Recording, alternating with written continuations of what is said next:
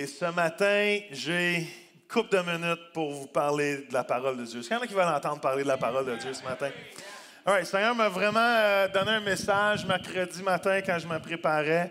Et c'est le fun parce que le verset est un des chants qu'on a chanté ce matin. C'est pas le fun quand ça arrive. Et alors, si vous pouvez, il y a le PowerPoint, je crois, qui est disponible. Et on va lire les versets. Le titre du message est... C'est ça. On a reviré la slide, amen. Le titre du message, c'est « Revirement ». Est-ce que vous êtes capable de dire avec moi « Revirement ». Je crois que Dieu est capable de revirer... Dis-tu? De virer, pas nous virer, mais Dieu est capable de revirement de situation dans nos vies. Est-ce que vous le croyez ce matin? C'est ça que je veux qu'on aborde. Je crois que Dieu peut faire des revirements de situation à tous les niveaux. Et le but du message ce matin, c'est qu'on augmente notre foi pour Dieu voir revirer les saturations. Virer les... Ça ne se dit pas revirer, hein? Ça se dit-tu? Y a-t-il des profs de français dans la salle? Est-ce que le mot revirer se dit? Ça se dit revirer? Vous êtes sûr de ça, là? Parce que si ça ne se dit pas à la fin, c'est vous que je vais blâmer, all right, ça là? C'est vrai, on ne blâme pas, je te choisis. All right. Alors, je vous aime. All right. Alors, Jean 10, all right? Jean 10, on va lire dans la parole de vie, la Passion. J'ai traduit aussi la Passion Version. Jean 10 dit ceci, « Le voleur vient pour voler, pour tuer, pour détruire. Mais moi, Jésus qui parle, il dit, je suis venu pour que les gens aient la vie. Qui veut la vie ce matin? Et pour que cette vie soit quoi? Plate? Non, quoi? En abondance, come on!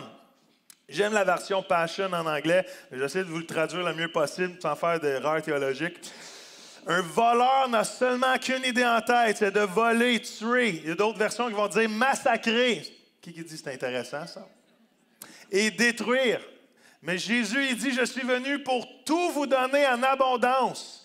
Plus que tu t'attends, la vie dans sa plénitude jusqu'à déborder. Comment? Qui veut une vie qui déborde de la vie de Dieu? Qui veut une vie physique qui déborde de la vie de l'esprit? Comment? C'est le fun. Et le verset qu'on a chanté ce matin, Isaïe 61:3, dit ceci. En parlant du peuple d'Israël, je crois que ça s'applique à nous aussi. Dieu veut le faire dans nos vies. Il porte le deuil de Sion. Mais c'est Isaïe 61, c'est la prophétie sur Jésus. Vous savez, Isaïe 61 commence quand l'onction de Dieu est sur moi, il m'a oint pour guérir les malades. C'est le même texte qui est dans Luc 4. Et à la suite de ça, ça dit ceci, en parlant de Jésus, « Mais j'ai mission de remplacer les marques de leur tristesse par autant de marques de joie. » Come on, I want a marque de joie. Le centre sur leur tête, c'est pas le fun, par un splendide turban. Leur mine douloureuse par une huile parfumée. Leur air pitoyable. S'il y en a qui ont des airs pitoyables ici, Dieu veut le changer en habit de fête. Come on. Alors, on les comparera à des arbres qui font honneur à Dieu, à un jardin qui révèle la gloire du Seigneur. Comment? Ça, je pense qu'on parle de revirement de situation ce matin. Comment? Dieu veut changer ta tristesse en allégresse. Qui dit amen à ça ce matin? Comment? Dieu veut changer ta mine basse. Faites-moi une mine basse. Comment tout le monde? Essayez ça. Il y en a qui sont naturels, ça ne change pas. Vous avez déjà une mine basse. Vous êtes né avec une mine basse. Comment? Et Dieu veut la changer en habit de fête. Comment? Party! Come on! Dieu veut changer, Dieu veut revirer des situations. Amen. J'ai écrit ceci, mon message commence ça. Dieu est un Dieu de revirement de situation. Comment? Et à l'Église Oasis, on veut mettre une atmosphère, on veut mettre une plateforme, on veut mettre une base où qu'on croit que Dieu agit dans le surnaturel et que Dieu fait des revirements de situations surnaturelles. Ça fait du sens. Dans l'atmosphère du surnaturel est l'endroit où que les revirements de situation peuvent prendre place. Est-ce que ça fait du sens? Est-ce Est-ce que vous me suivez ce matin? Et on veut à Oasis, on veut dans chacune de nos vies développer une base solide où qu'on croit que Dieu agit dans le miraculeux, ou que Dieu agit dans le surnaturel, ou que Dieu, dans sa puissance, est capable de revirer chaque situation négative de nos vies pour sa gloire et à notre avantage. Comment? Êtes-vous là ce matin? Ça va être bon. C'est déjà bon. Hein? C'était fini, le bon bout est fini. Dieu agit et fait des revirements de situation. Dieu peut faire des changements radicaux dans les circonstances de nos vies et les Écritures sont remplies. La Bible est remplie, est truffée, je ne sais pas si ça se dit, mais la Bible est remplie de revirements de situation où que Dieu déverse sa gloire, où que Dieu démontre sa face et les choses allaient dans une direction. Mais à un instant ou à un moment, la direction change de bord pour sa gloire. Comment?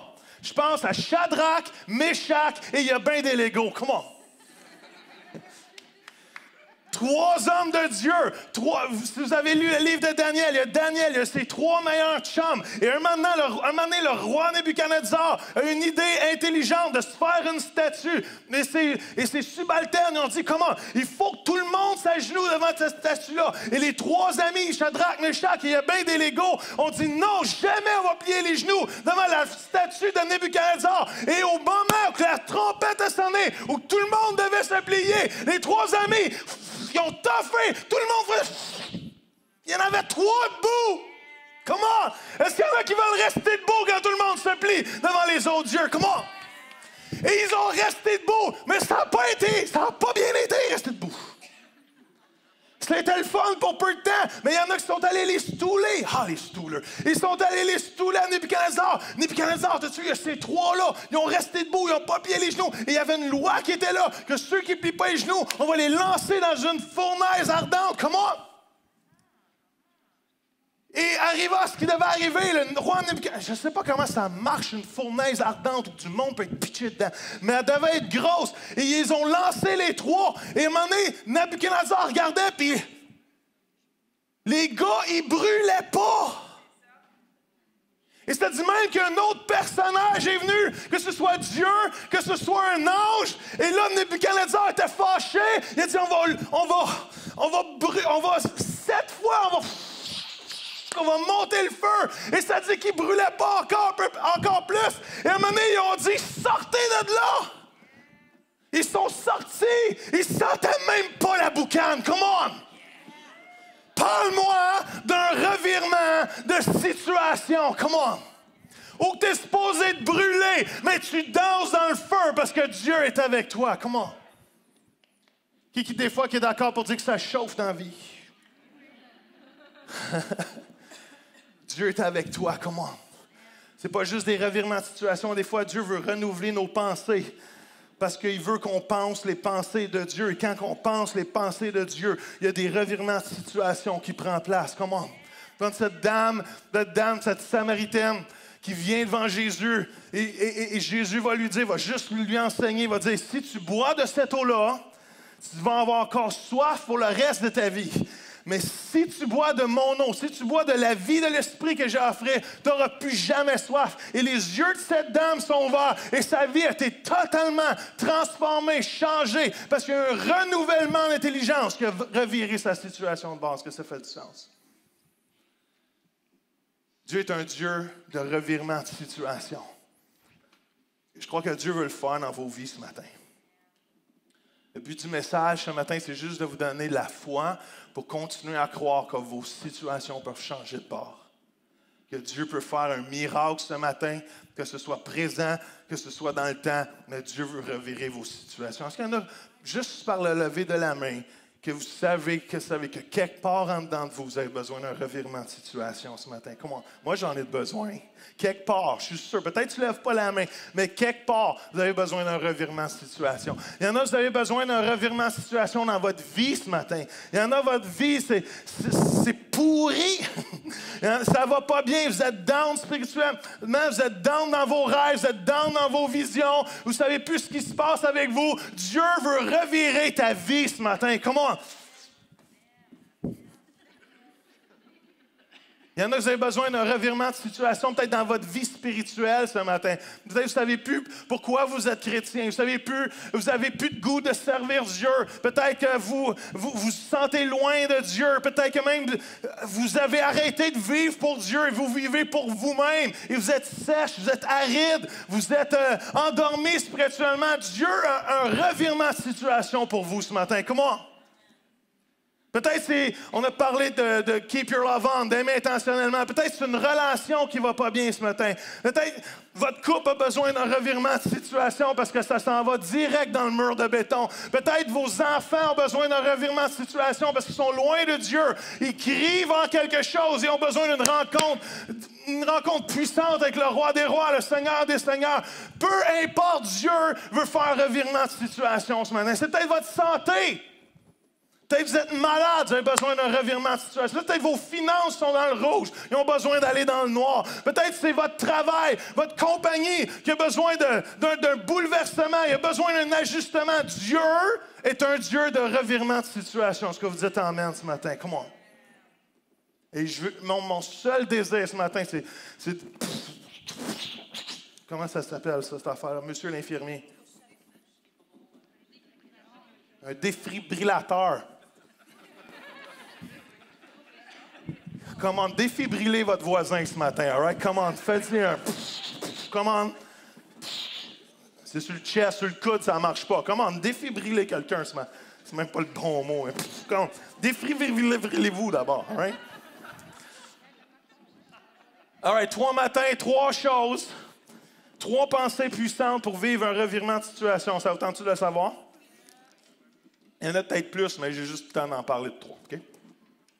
Un revirement de situation découle d'une attitude ou d'un esprit différent. Amen? Nombre 14. Je vais vous lire un verset, puis après, je vais vous expliquer le contexte. OK? Nombre 14, 25 dit ceci. Mais mon serviteur Caleb a été animé d'un autre esprit, d'autres versions, on va dire d'un esprit différent, et m'est resté fidèle. Je le ferai entrer dans le pays qu'il a exploré. Je donnerai cette région à ses descendants, les Amalicites. Ça, c'est le peuple qui va plus souvent chez le docteur. Est-ce que vous avez remarqué? Les Amalicites.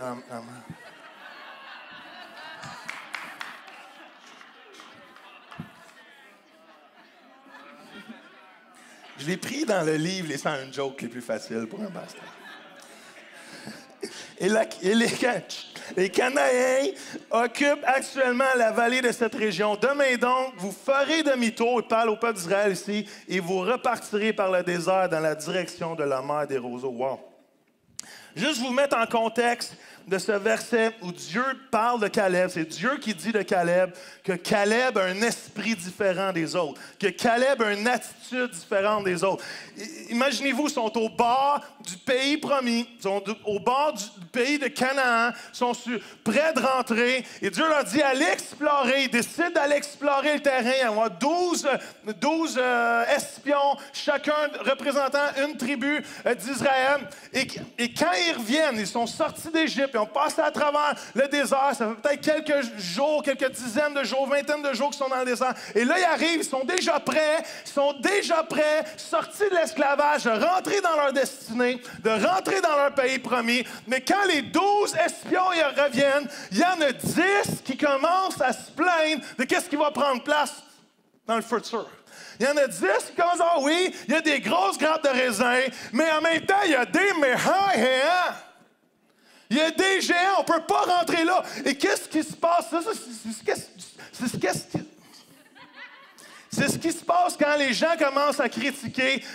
Les gens gobent ça et le peuple d'Israël commence à chialer eux autres aussi, commence à pleurnicher. « Oh, c'est ça, pourquoi Dieu, tu nous as fait sortir d'Égypte pour rencontrer des gens, on va se faire tuer, on a trouvé de retourner en arrière. » Ils sont prêts à lapider Moïse, ils sont prêts à lapider Aaron, ils sont prêts à tout lâcher parce qu'il y a de l'opposition pour un instant.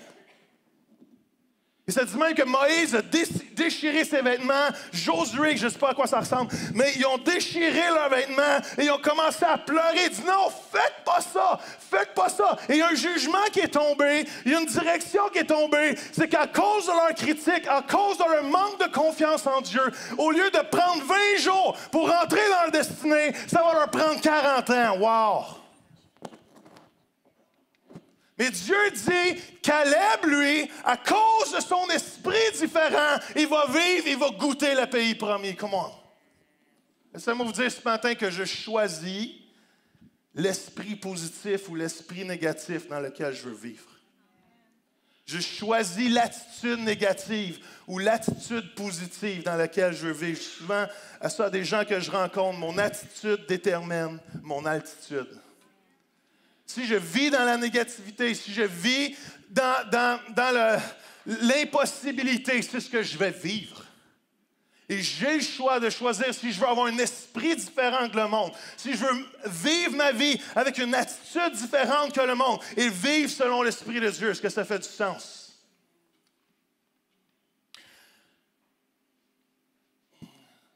Des fois, Dieu est plus intéressé à changer ton cœur que de changer la situation. Parce que quand il change son cœur, ici, tu vas avoir une nouvelle perspective, ce que Dieu veut faire, qui va te donner la force de marcher vers ton miracle. Êtes-vous là? Et des fois, on prie que Dieu nous sorte des situations. Et des fois, Dieu le fait. Mais des fois, Dieu change ton cœur parce que Dieu est intéressé par ton cœur, des fois plus que par la situation. Et des fois, Dieu change ton cœur. En changeant ton cœur, il te donne la capacité de vivre ton revirement de situation. Est-ce que ça fait du sens? Et je choisis l'attitude dans laquelle je veux vivre. J'ai écrit ceci, je ne sais pas si on peut le mettre sur PowerPoint, mais la question qu'on devrait apprendre à se poser, c'est « Suis-je dans l'esprit? » La question qu'on devrait apprendre à se poser devant toute situation, c'est « Suis-je dans l'esprit? » Suis-je dans l'esprit dans mes paroles qui sortent de ma bouche, ou je suis dans la critique, dans le chiolage, dans le plaignage, ou peu importe, une chose négative qui pourrait sortir de ma bouche. Suis-je dans l'esprit, dans mes actions, ou suis-je dans l'impuissance quand on a appris, est-ce que je suis dans la victimisation? Je dois apprendre dans mes décisions, dans mes actions, dans mes paroles, si je veux vivre des revirements de situation, à me demander si ce que je vis, je suis dans l'esprit. Est-ce que ça fait du sens? Parce que Dieu nous dit qu'on n'est plus appelé à vivre selon la chair, on est appelé à vivre selon l'esprit. Et peut-être vous allez me dire, mais Pasteur Joël, comment qu'on fait pour savoir si on est dans l'esprit? Bonne question, je suis content que vous me posiez. C'est simple, je dois regarder aux fruits de l'esprit. Ça fait du sens? Parce que si je connais les fruits de l'esprit, je vais savoir si je suis dans l'esprit ou pas dans l'esprit quand je parle, quand je réagis ou quand je prends des décisions. Galates 5,22 va dire ceci, « Car l'Esprit de Dieu produit bien autre chose. » Et tout en haut, c'était listé les fruits de la chair. Le fruit de l'Esprit, c'est quoi? Je l'ai pas mis. C'est l'amour, c'est la joie, c'est la paix, c'est la patience, c'est le bon caractère, c'est l'amabilité, c'est la serviabilité, c'est la bonté, c'est la générosité, la fidélité, la confiance dans les autres, la douceur, la modestie, l'humilité, l'aptitude à s'aider, à s'adapter, la tempérance, la chasteté, qui dit amen, et la maîtrise de soi. Si ça, c'est les réactions de ma vie, si ça, c'est les actions de ma vie, si ça, c'est les paroles de ma bouche, je suis dans l'esprit. Est-ce que ça fait du sens? Le reste est de grandes chances de ne pas être dans l'esprit, all right? Alors, si vous voulez être capable de discerner si vous vivez dans l'esprit, si vous êtes dans l'esprit quand une situation arrive, si tu commences à chialer, est-ce que tu es dans l'esprit? Je vous fais un test là, ce matin, je dois te répondre. Si je chiale, est-ce que tu es dans l'esprit? Il y a une personne qui ose se prononcer ce matin. Come on. Arrêtez ça, je vais commencer à chialer moi-même. Si je suis dans la tristesse, est-ce que je suis dans l'esprit? Ça ne veut pas dire que tu n'es pas triste que quelqu'un est mort, Mais si tu vis sur une attitude de tristesse, tu n'es pas dans l'esprit. Si tu es dans la colère, est-ce que tu es dans l'esprit? Si tu es orgueilleux, est-ce que tu es dans l'esprit? Est-ce que si tu... le contraire de générosité, c'est quoi? Égoïste. Avare. C'est bon, avare. Vous n'avez pas compris ce que j'ai dit avant. Si vous êtes avare, est-ce que vous êtes dans l'esprit? Parce que si vous étiez dans l'esprit, vous seriez... Non, mais vous êtes intelligent. Vous pouvez partir, c'est fini.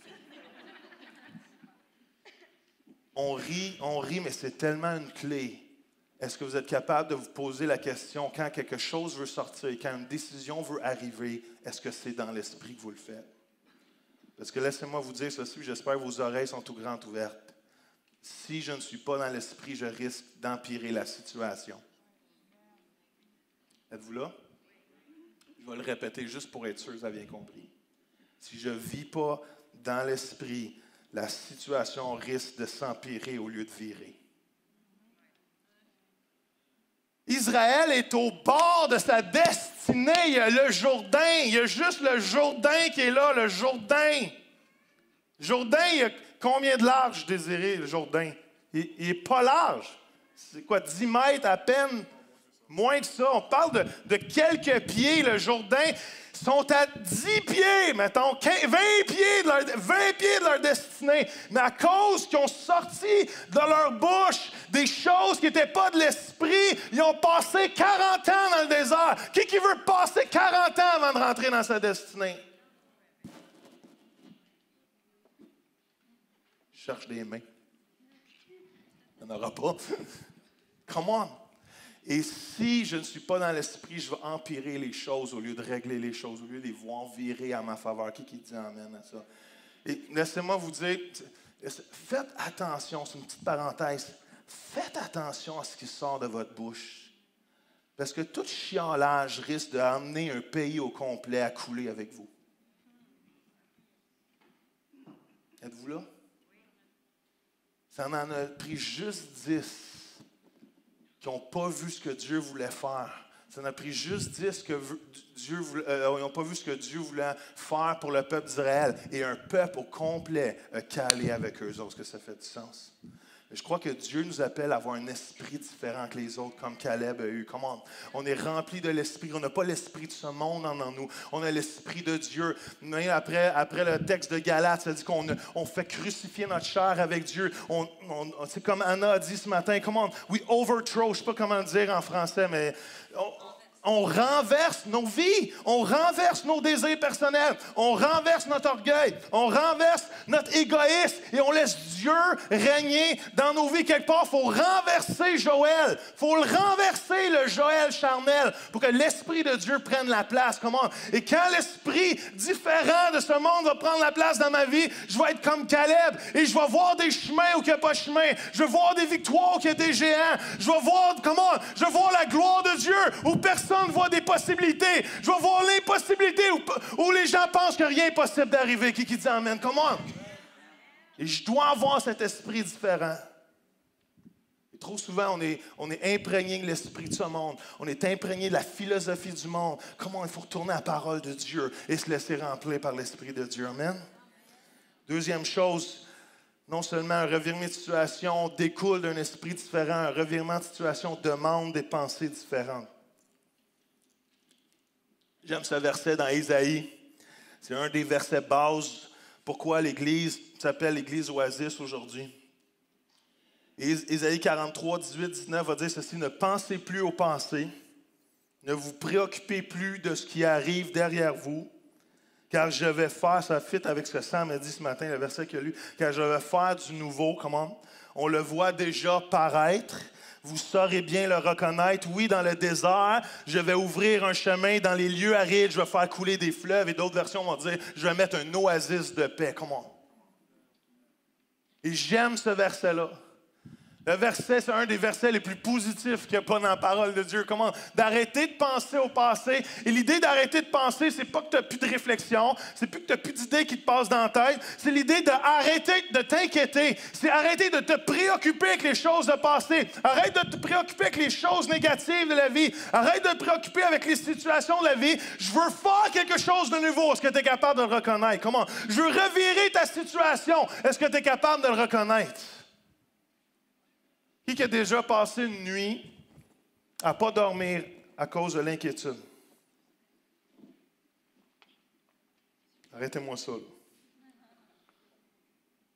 La majorité d'entre nous, on a perdu beaucoup de temps à s'inquiéter.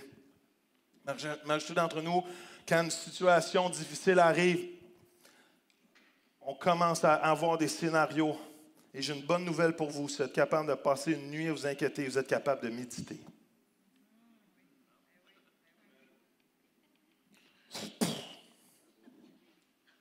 Si vous êtes capable de passer et perdre une nuit à vous inquiéter, ou des heures, parce qu'à un moment donné, on s'endort de fatigue, vous êtes capable de méditer. Parce que méditer, c'est de réfléchir sur les choses. Et vous savez très bien que la parole de Dieu nous enseigne à maintes et maintes fois de méditer sur la parole de Dieu. Comment? Êtes-vous là? Je ne sais pas si on peut mettre les prochains versets qui disent ceci dans les psaumes. Heureux, pas juste heureux, bien heureux. Celui qui met sa joie, son bonheur dans le livre du Seigneur et s'emprègne. D'autres versions vont dire, médite ce livre, nuit et jour, jour et nuit. Psaume 104 va dire que ma méditation lui soit agréable. Ce qui se passe dans mes pensées, les choses sur lesquelles je réfléchis, les choses qui habitent mes pensées, les choses qui prennent du temps dans ma tête, est-ce que ça glorifie Jésus ou ça glorifie le diable? Comment? Est-ce que ça l'anticipe la gloire de Dieu ou ça l'anticipe les choses terribles? Est-ce que ça l'anticipe ce que Dieu veut faire ou ça l'anticipe le pire? Êtes-vous là ce matin? Comment? J'ai quelque chose à vous suggérer, OK? Ça vous tente-tu? C'est une suggestion, vous n'êtes pas obligé, mais je vous suggère quelque chose. Au lieu de s'inventer des scénarios, au lieu de réfléchir à ce qui pourrait arriver, pas arriver dans n'importe quelle situation, est-ce qu'on pourrait s'attraper avant de rentrer là-dedans et perdre du temps? Est-ce qu'on pourrait s'arrêter et demander au Seigneur qu'est-ce que lui pense de la situation?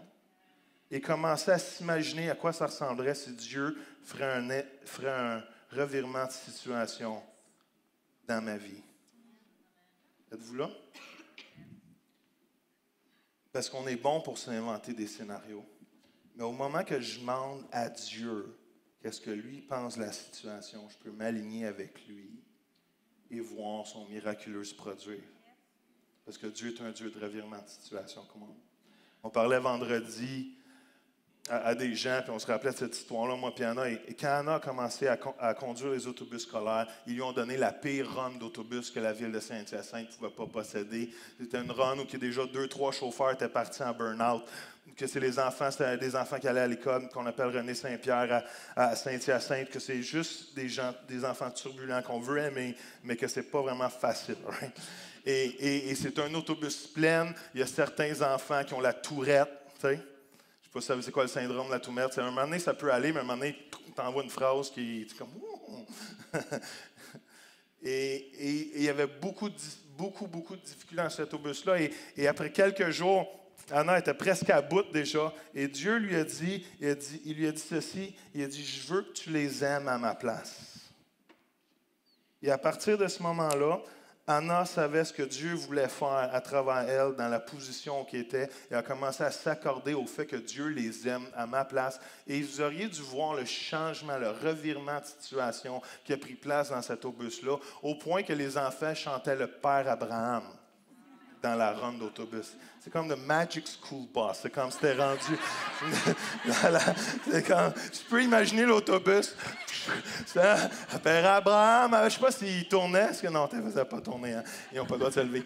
Et même au point, il y a tellement eu un revirement de situation au point que quand à lâcher de conduire l'autobus pour venir sur le staff de l'église. La commission scolaire a appelé la compagnie d'autobus pour lui dire « Hey, où la madame qui conduisait cet autobus-là? Parce qu'on veut la remercier, parce que cette run-là n'a jamais été aussi bien que quand c'était elle qui chauffait. » Comment? Ça, on appelle ça du revirement de situation. Pas parce qu'Anna est meilleure qu'un autre, pas parce qu'Anna est plus belle qu'un autre, même si ça c'est vrai, je le pense vraiment.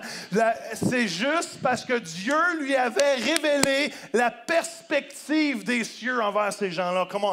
Parce que Dieu ne voit pas les choses de la même perspective que nous. Dieu voit les situations d'une perspective de revirement de situation. Comment? Qui dit amen? Dieu voit les gens d'une perspective de changement, de revirement de situation. Et même si on pense que les choses sont difficiles, Dieu les voit changer par la gloire. Comment? Amen. Dans mes notes, c'est écrit, vous allez vous lever debout, vous allez louer le Seigneur. Comment? C'est écrit drette là. Comment? Comment? Revirez votre situation, quelque chose. On peut-tu mettre le prochain verset? C'est tellement bon. Puis je veux vous le lire avec révérence, OK? C'est un des plus beaux textes. C'est un texte que j'ai appris à l'école du dimanche. Philippiens 4, 6, 9 qui dit ceci. N'entretenez aucun souci. Êtes-vous capable de faire ça? En toute situation, exposez vos besoins, keep your love on, et vos souhaits à Dieu en lui faisant connaître dans vos prières. Intercédez avec confiance et sérieux. Exposez vos requêtes avec précision, sans oublier d'exprimer aussi votre reconnaissance. Comment? Alors, la paix de Dieu qui surpasse toute intelligence gardera vos cœurs et vos pensées et les maintiendra dans la communion et sous la protection de Jésus-Christ. Comment? Qui veut ses pensées être dans la communion et la protection de Jésus? C'est quand ça se passe, ça? C'est quand tu vas en prière puis tu donnes tes besoins à Dieu et tu es reconnaissant. Parce qu'au moment que tu sors de ta vie de prière, tu commences à vivre par toi-même et tu oublies que Dieu veut prendre soin de tes pensées et Dieu veut te garder dans la paix. Mais ça arrive juste quand tu vas dans la présence de Dieu et tu racontes tes besoins avec précision, avec reconnaissance. Voici un des versets que j'aime le plus. Il dit, j'ai gagné des voyages, je ne vais pas apprendre ce verset-là par cœur. Enfin, mes frères, que tout ce qu'il y a de vrai, tout ce qu'il y a de noble, tout ce qu'il y a d'honorable, ce qui a une réelle valeur, qui est juste, qui est pur, qui est digne d'être aimé, occupe quoi? Vos pensées. Tendez vers tout ce qui s'appelle vertu et qui mérite la louange. Bref, ce que vous avez appris et reçu de moi, mettez-le en pratique. Façonnez votre conduite d'après ce que vous m'avez entendu dire et vu faire. Alors le Dieu qui donne la paix sera avec vous. Comment? Est-ce qu'on peut développer une vie comme mes pensées représentent les pensées de Dieu? Que tout ce qui est vrai, tout ce qui est pur, tout ce qui est honorable soit l'objet de mes pensées. Est-ce que ça fait du sens? Je crois que si nos pensées changent, Dieu veut et peut revirer nos situations. Il y a beaucoup de gens nouveaux à Oasis, alors je vais me permettre de raconter une vieille histoire, OK? C'est ça qui est le fun quand il y a des gens nouveaux. Tu n'as pas l'impression de répéter ce que tu dis. Mais ça fait 10 ans. 10 ans... quoi, c'était le 2 avril, c'est ça? 4 avril? Peu importe. J'avais 10 ans aujourd'hui que j'ai su que, à peu près 10 ans, quelques semaines près, que j'ai su que j'avais un cancer. Et on sait que le cancer frappe beaucoup dernièrement et on veut apprendre à découvrir comment fight the cancer. On veut vraiment découvrir, pas dans la prière, dans l'intercession, dans la foi, dans le miraculeux, que je crois qu'un jour, on marche tellement dans l'autorité que Dieu nous a déjà donné que nos églises sont des zones de cancer-free zones, sont des zones sans cancer. Comment? Et ça se passe juste quand on commence à croire dans le surnaturel et dans le miraculeux. Et il y a pas 32 ans, mais il y a 10 ans, quand j'avais 32 ans, on m'annonce que j'ai un cancer de la vessie. C'est peut-être pas le pire cancer à avoir. Merci Seigneur qu'on l'a pris à temps, parce que quand ça sort de la vessie, c'est pire. Mais je me rappelle, je vais toujours me rappeler quand le médecin me dit ça, tu sais, à frette, tu sais, comme pas préparé. Comme, tu sais, il n'y a pas de... Il n'y a pas de doigté, là, hein, il n'y a pas de... Assis-toi, ça va-tu bien? Il y a une bonne, une mauvaise nouvelle. Il n'y a pas d'option. Écoute, je voulais juste te dire que tu as un cancer de la vessie. Ben, c'est le fun!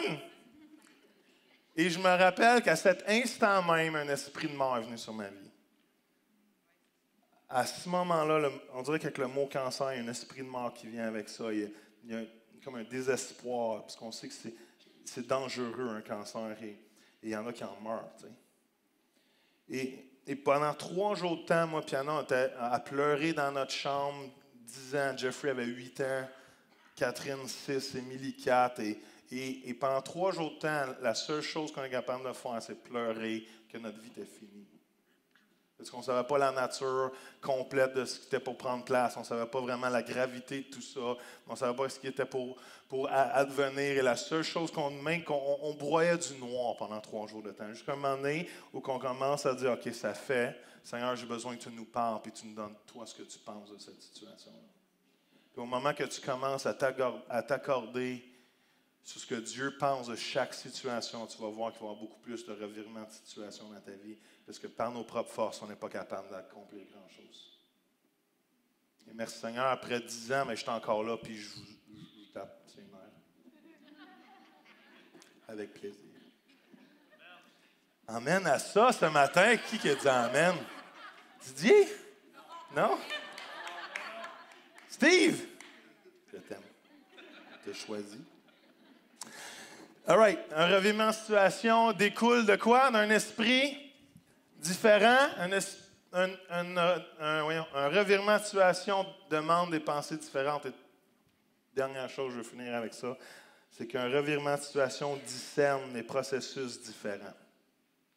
Et ça, c'est tellement important de comprendre que des revirements de situation peuvent arriver rapidement, comme ils peuvent prendre un peu plus de temps. Êtes-vous là? Je me suis aperçu avec la vie que des fois, les situations peuvent changer d'une façon soudaine. Mais que des fois, certaines situations, avant de revirer, peuvent prendre des mois, des années, voire même une vie. Et entendez bien ce que je vais vous dire, la deuxième option n'est pas moins miraculeuse que la première. Êtes-vous là? Et des fois, on pense qu'un revirement de situation devrait arriver sur un dixième. Et je crois que Dieu peut le faire. Comment? Il y a plein de versets dans la Bible. Il y a plein de textes dans la Bible où on peut s'appuyer et bâtir notre foi, que Dieu peut revirer une situation comme ça. Amen? Même dans la parole de Dieu, il y a certains mots que Jésus utilise. Il dit aujourd'hui, il dit à l'heure même, au même instant. Je pense au voleur qui était à côté de Jésus à la croix. Et un se moquait de Jésus. Et l'autre, il dit, comment on arrête de te moquer de Jésus? Nous, c'est juste la justice pour laquelle on est crucifié aujourd'hui. Mais lui, il n'a rien fait. Et il a juste osé dire, hey, quand tu viens dans ton royaume, oublie-moi pas. Et ça dit qu'aujourd'hui, Jésus a dit, aujourd'hui, tu vas être avec moi dans le paradis. Come on. Il n'y a personne qui veut vraiment aller aujourd'hui dans le paradis, mais c'est quand même une bonne nouvelle qu'aujourd'hui, je pourrais être dans le paradis. D'autres textes vont dire qu'à la même heure, on parle quand le centenier romain qui est venu voir Jésus, il a dit, hey, mon serviteur est malade. Quand moi je donne des ordres à ma cohorte, quand je donne des ordres à mes soldats, ça prend un mot et ils font ce qu'ils veulent. Et je crois que Jésus, si tu dis juste un mot, la même autorité veut sortir de ta bouche et guérir mon serviteur. Et Jésus lui dit, man, j'ai jamais vu autant de foi que ça en tout Israël. Et le texte va dire, à l'heure même, come on! Ça dit que son serviteur était guéri, come on! D'autres moments, il y a d'autres dames, il y a des dames, ça dit, et ça explique tellement les processus, come on! Il y a une dame qui est guérie à un instant après 18 ans de maladie. Des fois, il y a tellement des opposés dans ce que Dieu veut faire. Alors que Dieu guérit dans un instant, mais il y a eu 18 ans de patience avant d'arriver à sa guérison. Est-ce que ça fait du sens? Un instant, il est arrivé comme ça. Il y a un jour, Dieu a agi. Un jour, la gloire de Dieu est descendue. Mais il y a eu 18 ans de processus. Et cette dame-là, elle a passé à travers la foule. Elle a touché le bord du vêtement de Jésus. Et Jésus a dit, « Oh! » Qu'est-ce qui est sorti de moi? Il y a une puissance qui est sortie de moi. Et ça dit qu'au même instant, elle était guérie. Comment? Pas une heure plus tard, pas aujourd'hui, au même instant. Comment? Mais je crois qu'il faut développer une foi, non seulement pour croire que Dieu agit dans le moment, non seulement pour croire que Dieu agit dans le maintenant, dans l'instant même, mais il faut développer une foi aussi qui fait confiance à Dieu dans le processus d'une vie entière, parce que le juste vivra par le momentané. Allô? Le juste vivra par là. Foi, c'est-à-dire que ma vie entière, la longévité de ma vie, elle doit être imprégnée de foi tous les jours, même si je ne vois pas ma situation revirer à l'instant même. Comment? Êtes-vous là, matin? Il faut développer une foi qui croit que Dieu prépare les choses dans le processus de croire en lui pour un revivement de situation qui n'arrive pas dans le moment présent. Est-ce que ça fait du sens? Et j'aime cette illustration, et juste parce que je l'aime, je vais la refaire, OK? Mais j'aime l'histoire d'Abraham et Isaac. J'aime l'histoire, pas parce que c'est une histoire joyeuse. Pour ceux qui ne connaissent pas l'histoire, Dieu va dire à Abraham, et Dieu va dire à Abraham, monte sur la montagne et sacrifie ton fils. Pas parce que Dieu, c'est pas parce que Dieu est un Dieu sanguinaire, voulait qu'il sacrifie son fils. Dieu voulait que Abraham comprenne le cœur de Dieu, de ce que Dieu était pour faire et Jésus était pour faire à la croix. Parce que jamais Dieu a eu en tête de sacrifier Isaac, est-ce que ça fait du sens? Mais il voulait qu'Abraham apprenne à lui faire confiance. Il voulait qu'Abraham, à ce que je sache, c'est le père de la foi, c'est notre exemple. Et je peux imaginer la tristesse, je peux imaginer la situation où qu'Abraham a essayé de croire Dieu, tant bien que mal, de marcher par la foi. C'est son fils, le fils de la promesse. Et Dieu lui dit, sacrifie cette promesse-là, sacrifie ce rêve-là, sacrifie tout ce que tu as vécu de bon et de mauvais aujourd'hui, il faut que tu l'abandonnes. Il faut que tu l'emmènes à la croix, pas à la croix, mais à l'autel, et tu le sacrifies à ma place. Est-ce que vous imaginez l'état mental d'Abraham? Vous pouvez imaginer l'agonie dans la situation qui se passe. Mais de l'autre côté de la montagne, il y a un bouc. Et Dieu tape sur l'épaule du bouc et dit, « Bouc, ça te tente-tu d'être dans la Bible? » Et le bouc, il dit, oh, ouais. Il dit, parfait, si tu veux être dans la Bible, monte sa montagne. Et le bouc, ouais. Et de l'autre côté, pendant que lui est content que Dieu l'appelle à monter en montagne, Abraham et Isaac montent dans l'agonie. Je peux imaginer Isaac penser, mon père va me tuer. Est-ce que tu ne pensais pas qu'il priait pour un revirement de situation, lui? Et Abraham dit, je ne peux pas imaginer que mon Dieu qui me dit d'avoir un fils, qui me donne une promesse, je veux que maintenant que je tue cette promesse-là, que je me débarrasse. Et de l'autre côté, il y a un bouc tout heureux qui dit, je veux monter sur la montagne. C'est là que l'on rencontre Dieu. C'est là que la joie nous... Et de l'autre côté, c'est l'agonie totale. C'est la tristesse. Il y a des éclairs. Il y a le noir. Il y a des nuages. C'est la fin.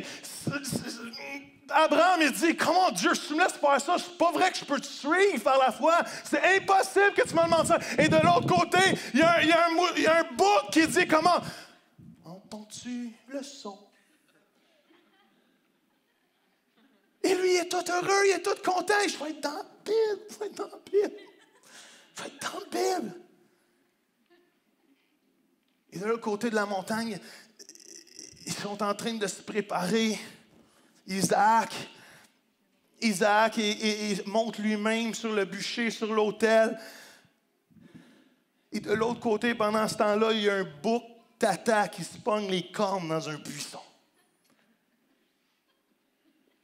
De l'autre côté, pendant que c'est le moment fatidique, c'est le moment cinématographique où que Abraham est là pour donner le dernier coup. Dieu dit, arrête, regarde, il y a un bouc dans le buisson. Et le bouc est là.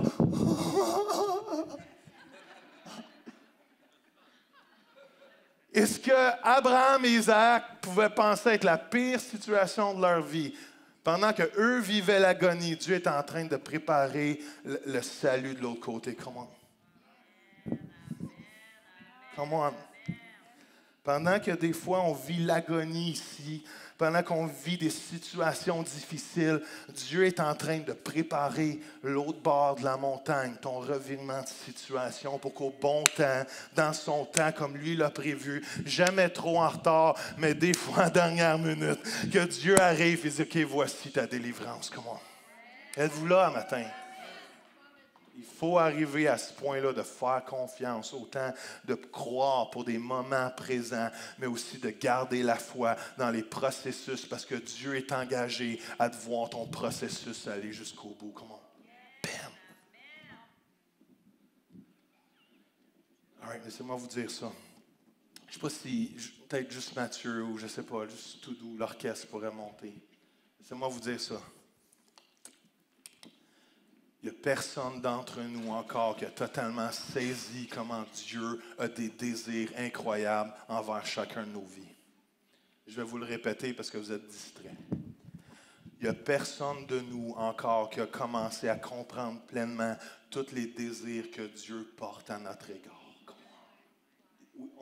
On est là, dans la capacité de comprendre tout ce que Dieu porte comme désir à notre égard. On est juste là, comment? Les désirs que Dieu porte à notre égard est tellement infiniment au-delà de ce qu'on est capable de s'imaginer et qu'on est capable de se penser. Dieu est plus intéressé à ta vie que tu t'intéresses à la tienne. Come on! Allô, êtes-vous là?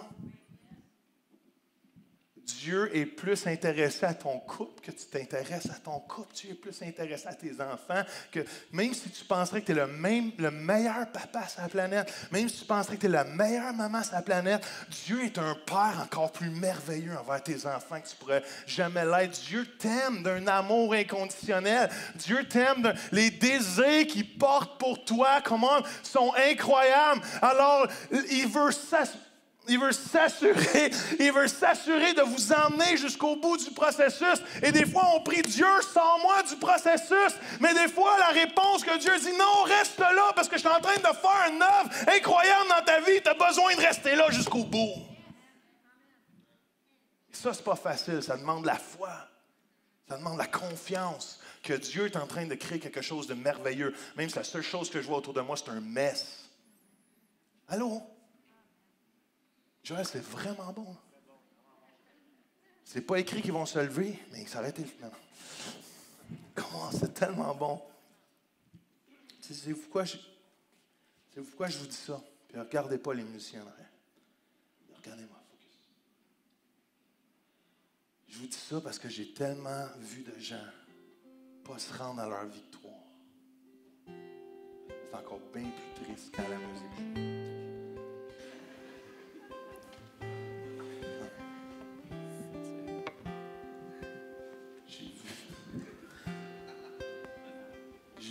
Tellement de gens pas se rendre à leur victoire. J'ai vu tellement de gens pas se rendre à leur destinée. J'ai vu tellement de gens abandonner leur vie chrétienne et spirituelle. Parce qu'au moment où ça commençait de chauffer, ils n'ont pas été capables de rester dans le processus. Et ils ont sorti de là, ils ont commencé tout excités pour Dieu. Mais au moment que l'oppression est venue, au moment que les délais sont venus, ils ont commencé à diminuer leur confiance, ils ont commencé à diminuer leur engagement. Et aujourd'hui, ils ne sont plus là pour les voir aller. Pourquoi? Parce qu'ils ont oublié de faire confiance au processus jusqu'au bout. Et Que Dieu, des fois, te libère en un instant. Et des fois, Dieu te guérit dans la même journée. Ou des fois, Dieu revire les situations dans la même semaine. Mais aussi, il y a des moments où il y a un processus de longueur. Mais le juste vivra par la foi. Comment la vie en Dieu, c'est une vie de foi au quotidien, peu importe ce qui se passe, peu importe ce qui se passe pas, parce que je sais, je dois, peut-être je sais pas, mais je dois développer la confiance que pendant que je vis de l'oppression de mon côté de la montagne, Dieu est en train de préparer ma délivrance. Dieu est en train de préparer mon miracle. Dieu est en train de préparer ce que j'ai besoin pour marcher dans la gloire qu'il a promis d'avance pour moi. Et laissez-moi vous finir avec ce verset-là, parce que ça prend toujours un bon clou. Philippiens 1,6 dit ceci. Il y en a-tu qui aiment la parole de Dieu, sérieux? Vraiment, là. Parce qu'au-delà de m'entendre prêcher, c'est la Bible, come on. C'est la Bible qui change nos vies, c'est la Bible qui change nos cœurs. Et Philippiens 1,6 dit ceci, c'est pourquoi? Je suis persuadé qu'après avoir si bien travaillé en vous, le Seigneur achèvera son œuvre. J'ai la confiance en lui. Il la développera, il la complétera et la rendra parfaite pour le jour du retour de Jésus-Christ. Come on. Ah! I love Jesus. Come on.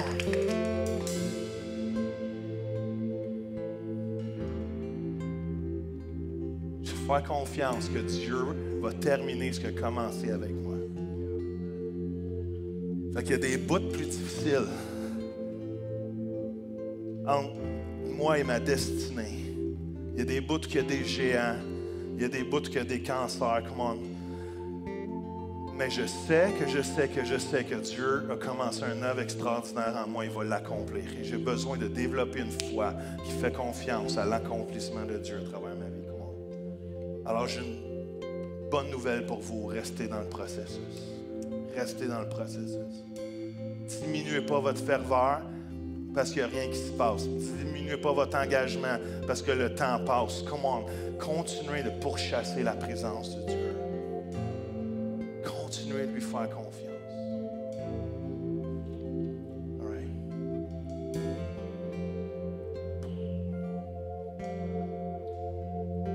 On va juste fermer les yeux quelques instants. Je vais faire un appel au salut ce matin. Ensuite, je vais faire un appel pour chacun d'entre nous. Et je crois que la majorité d'entre nous, si on réfléchit un petit peu, on a besoin d'un revirement de situation quelque part. Que ce soit la maladie, que ce soit dans vos vies ou dans la vie de quelqu'un que vous connaissez qui est proche. Il y a des gens, il y a des situations qui ont besoin d'être revirées. Mais avant, je veux juste vous encourager. Je ne sais pas qui vous êtes. Peut-être c'est la première fois que vous vous mettez les pieds dans une église. Peut-être que vous n'êtes pas habitué à ça. Peut-être de la façon dont on le fait non plus. Mais laissez-moi vous dire ce matin que la personne la plus importante, ce n'est pas Joël Dumaine, c'est Jésus. Et que le plus grand revirement de situation que vous ne pourrez pas vivre ce matin, c'est de donner votre vie à Jésus. Jésus a dit qu'on était perdus, mais maintenant, il nous a retrouvés. Comment? Et ça, c'est un changement de situation. Avant, j'étais perdu, mais maintenant, j'ai retrouvé. Comment? Le plus beau virement de situation, c'est d'être des orphelins, mais maintenant, d'être appelés des fils et des filles de Dieu. Le plus beau revirement de situation, c'est de savoir que la mort m'attendait, mais maintenant, Dieu me donne la vie éternelle en Jésus-Christ. Et je veux juste vous donner l'occasion de vivre ce plus grand revirement de situation que votre vie ne pourra jamais vivre. C'est de dire, Dieu, Jésus, je ne te connais pas tant que ça, mais je veux vivre cette vie en abondance. Je veux vivre cette vie que ma coupe déborde, que ma vie déborde. Et j'aimerais ça faire une prière, si pourrait toute l'Église la faire avec moi. J'apprécierais pour appuyer peut-être certaines personnes qui vont la faire pour la première fois ce matin. Mais laissez-moi vous dire avec confiance, avec foi, que si vous faites cette prière, que vous êtes sérieux, votre vie a la capacité de changer de bord en bord. Que le plus grand revirement de situation, c'est que vous donniez votre vie à Dieu, faisiez confiance pour votre vie jusqu'à la fin de l'éternité, jusqu'à la fin de votre dernier souffle. Que vous allez passer votre vie éternelle avec lui. Alors, si vous pouvez répéter après moi, Seigneur Dieu, juste plus fort que ça, Seigneur Dieu, je te donne ma vie ce matin. Je demande pardon pour mes péchés. Je demande pardon pour mes fautes. Mais ce matin, je veux te donner ma vie. Je veux te donner les règnes de ma vie.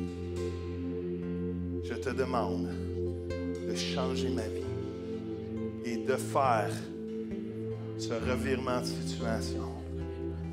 Que la direction dans laquelle j'allais puisse maintenant une direction de vie pour ta gloire. Amen. Est-ce qu'il y en a qui ont fait cette prière pour la première fois, juste par le lever de la main? Yes, amen, amen. Est-ce qu'on peut applaudir ces gens-là ce matin? Bienvenue dans la famille de Jésus. Maintenant, la seule chose qui vous reste à faire, c'est à tous les jours. Dire, encore Jésus, je te donne les règnes de ma vie ce matin. Il n'y a pas beaucoup de temps, mais je ne peux pas prier pour vous ce matin. Je ne sais pas si le staff, l'équipe pourrait se lever et se mettre en avant rapidement.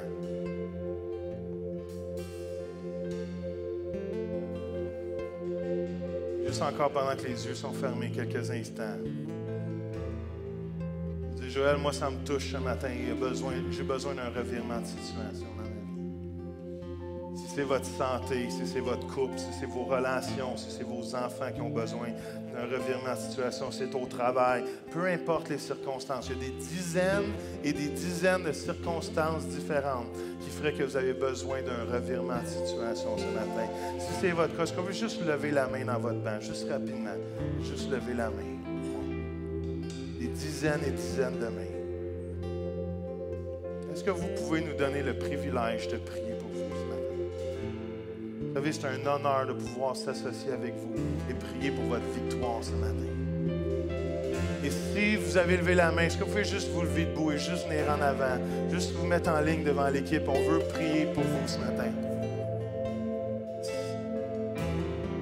Des dizaines et dizaines de mains qui se sont levées ce matin. Allez devant Sam. Je ne sais pas si Sam, Émilie, il faut juste vous éparpiller un peu plus par là. Allez voir quelqu'un. Mettez-vous en ligne derrière une équipe de leaders ce matin, un staff ce matin.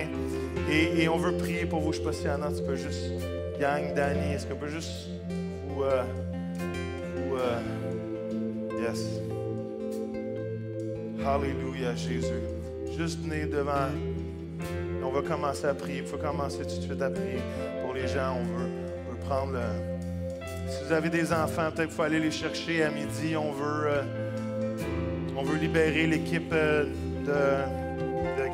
d'enfants, des leaders, les professeurs d'école du dimanche.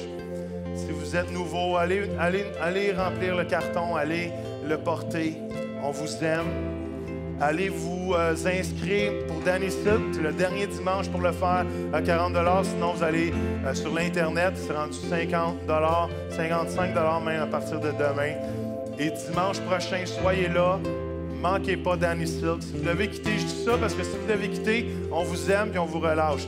Mais on veut prier pour les gens ce matin. Si vous voulez rester avec nous dans la présence de Dieu. L'équipe va chanter un peu. Restez avec nous si vous pouvez. Restez dans la présence de Dieu. Demandez au Seigneur de vous toucher, Seigneur. Vous pouvez rester dans vos bancs si vous voulez. Mais Dieu veut faire une œuvre ce matin. Alléluia. Alléluia. Seigneur, juste déclarer, Seigneur, que tu changes et tu fais du revirement de situation dans les vies maintenant, dans le nom de Jésus, Seigneur. Il y a des couples restaurées. Il y a des situations financières retournées, Seigneur. Il y a des santé, Seigneur, retourner dans le nom de Jésus, Seigneur. On chasse le cancer, Seigneur, dans les familles qu'on a, Seigneur. On chasse le cancer, Seigneur, dans nos familles, dans nos enfants, Seigneur, dans nos époux, épouses, papa, Seigneur. On chasse la maladie, Seigneur. On déclare des revirements de situation au niveau de la santé, au niveau de la finance, au niveau des familles, Seigneur. Seigneur, on appelle des enfants qui se sont éloignés de toi à revenir à la maison dans le nom de Jésus, Seigneur. On te demande de revirer, Seigneur, revirer ces situations pour ta gloire, Papa. Alléluia, Jésus. Gloire à ton Saint-Nom, Père. Gloire à ton Saint-Nom, Jésus. Alléluia, glory, Kobabashanda. Alléluia, Seigneur. Yes, Papa.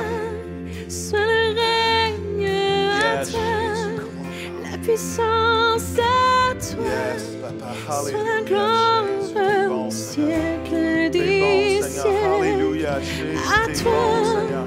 seul T'es bon, Papa. règne, Yes, à Lord. toi, Déclare. la puissance à Déclare les toi, maladies qui partent sur maintenant la dans le nom de gloire Jésus. au Glory. siècle Oh, des Bashanda. siècles. Alléluia. À toi, seul règne, à toi, la puissance à toi, sur la gloire au siècle des siècles. À toi, touche les familles, Seigneur, dans le à nom de toi, Jésus. Touche la les familles, puissance Seigneur, dans le nom à de Jésus, toi, Papa. sur la gloire Yes, Lord. au siècle Touche des nos vies, Seigneur. Touche nos vies siècles. personnelles, Jésus. Oh, À toi seul la gloire. touche nos vies personnelles, Seigneur. Alléluia, Jésus. À toi seul la gloire. Revirement de situation, Seigneur. Spirituel dans Règne nos sur vies, Seigneur. ma vie. Alléluia, Jésus. Règne Yes, sur God. ma La maladie, Seigneur. vie. Alléluia, Jésus, Oui, Seigneur. prends tout, Seigneur. Oui, prends tout, Seigneur. Que tout soit à toi. Alléluia, Seigneur. Oh, Que tout Jésus, soit à amène la toi. guérison dans leur foyer, Seigneur. Amène la guérison dans leur maison, Seigneur. Alléluia. Que tout soit à toi. Jésus, Jésus, Jésus. Kobabashanda. Yes, Les Lord. cieux viennent. Hallelujah. Hallelujah, Jésus. Yes. Come on. Hallelujah, Papa. Hallelujah.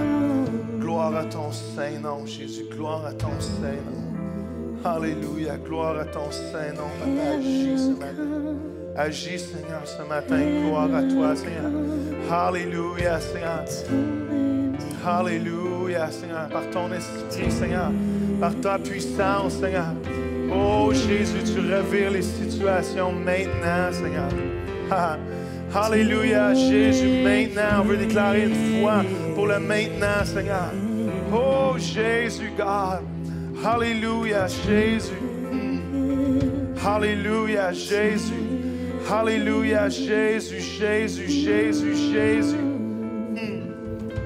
Alléluia, Jésus, Papa, Seigneur. Alléluia. Agis, Seigneur, ce matin. Agis, Seigneur. Remplis-nous, Seigneur.